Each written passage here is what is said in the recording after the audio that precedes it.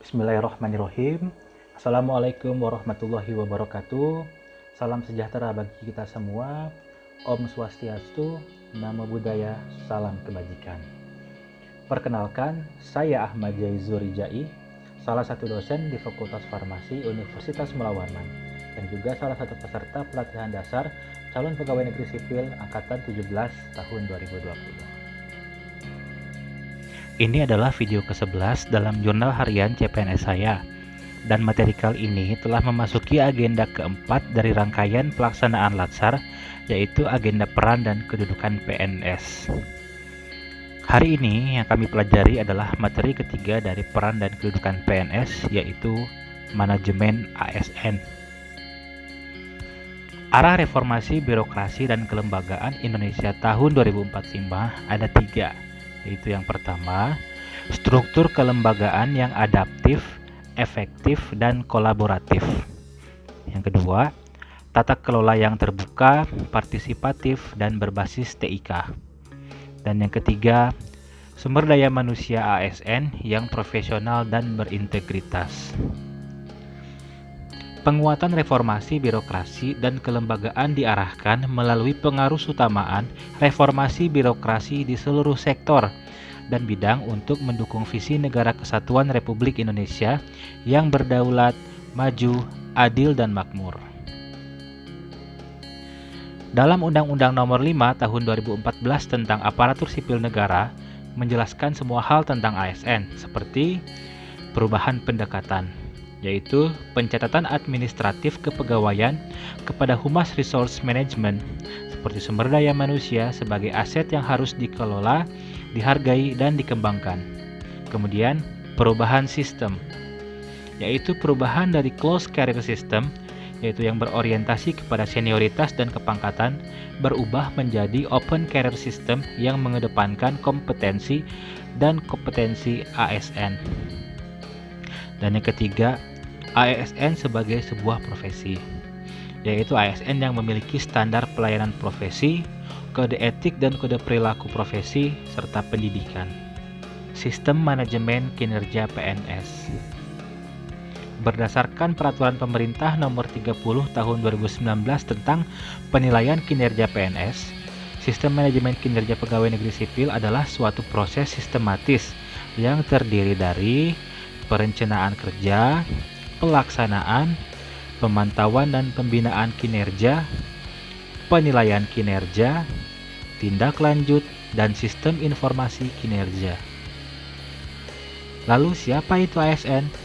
Sebelum berbicara tentang peran dan kedudukan ASN, kita harus tahu apa itu ASN. ASN adalah profesi bagi pegawai negeri sipil atau PNS dan pegawai pemerintah dengan perjanjian kerja atau biasa disebut dengan P3K yang bekerja di instansi pemerintah. Menurut Doni Kusuma, profesi merupakan pekerjaan dapat berwujud sebagai jabatan di dalam suatu hierarki birokrasi yang menuntut keahlian tertentu serta memiliki etika khusus untuk jabatan tersebut serta pelayanan baku terhadap masyarakat. Peran ASN. Ada 3 peran ASN. Perencana, pelaksana, dan pengawas.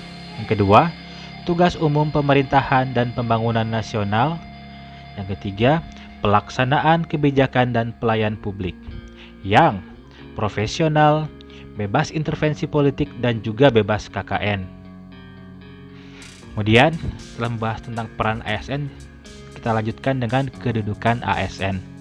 Kedudukan ASN sebagai aparatur negara yang menjalankan kebijakan pimpinan instansi pemerintah. ASN harus pertama, bebas dari pengaruh dan intervensi semua golongan dan partai politik.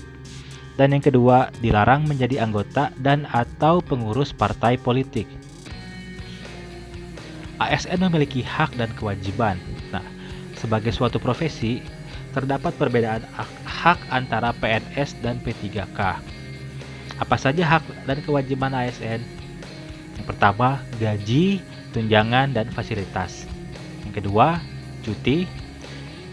Yang ketiga, jaminan pensiun dan jaminan hari tua. Yang keempat, perlindungan seperti kesehatan, bantuan hukum, dan lain-lain. Dan yang kelima, Pengembangan kompetensi. Hal yang membedakan terkait hak antara PNS dan P3K adalah P3K tidak memiliki hak untuk mendapatkan jaminan pensiun dan jaminan hari tua. Setelah berbicara tentang hak, tentu saja ada juga kewajiban yang harus dilakukan. Lalu apa saja kewajiban ASN? Berikut 8 kewajiban ASN. Yang pertama, setia dan taat pada Pancasila, Undang-Undang 1945, NKRI, dan pemerintah yang sah. Kedua, menjaga persatuan dan kesatuan bangsa. Yang ketiga, melaksanakan kebijakan yang dirumuskan pejabat pemerintah yang berwenang. Keempat, mentaati ketentuan peraturan perundang-undangan. Yang kelima, melaksanakan tugas kedinasan dengan penuh pengabdian, kejujuran, kesadaran, dan tanggung jawab. Yang keenam, menunjukkan integritas, keteladanan dalam sikap, perilaku, ucapan, tindakan, baik dalam atau luar kedinasan. Yang ketujuh, menyimpan rahasia jabatan dan hanya dapat mengemukakan rahasia jabatan sesuai perundang-undangan. Yang kedelapan, bersedia ditempatkan di seluruh wilayah Negara Kesatuan Republik Indonesia. Rencana aksi yang akan saya lakukan setelah mendapatkan materi tentang manajemen ASN yaitu: yang pertama, berusaha untuk melakukan pekerjaan-pekerjaan dengan sebaik mungkin. Karena sebelum meminta hak, kita laksanakan dulu kewajiban kita dengan sebaik-baiknya. Baiklah, demikian informasi yang bisa saya bagikan pada video kali ini. Harapannya informasi yang saya sampaikan dapat bermanfaat untuk kita semua. Sampai bertemu kembali di video selanjutnya. Wassalamualaikum warahmatullahi wabarakatuh.